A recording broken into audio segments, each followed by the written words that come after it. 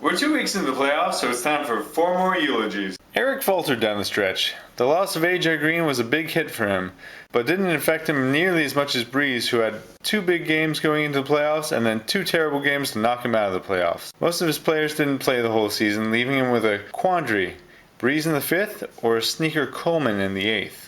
John killed it in the interdivision weeks, aka when he had Gronk. He threw the last game of the year in order to play Trent, but in doing so he bit off a little more than he could chew. While he correctly started most of his roster, he benched Luck in favor of a theoretically favorable matchup in Green Bay. 3 times Wilson's passes bounced off the hands of his wide receivers and into Packers' hands. He would have won the game if he'd played Luck. His keeper now is questionable. Zeke was huge for him, but he also had a choice of Pryor, Jimmy Graham, Adams, and Diggs, each who showed great potential, but none with consistency.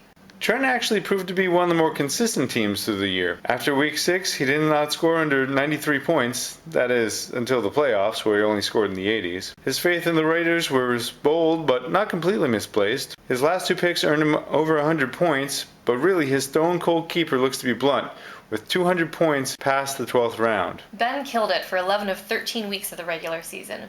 Propelled largely by David Johnson being a beast, he was almost always in triple digits. Until the playoffs, when everyone but David Johnson decided to take a big turd. -3 from Vikings defense, no one saw that coming. Ben has to be happy that there was a points for prize and that it wasn't all determined by the playoffs.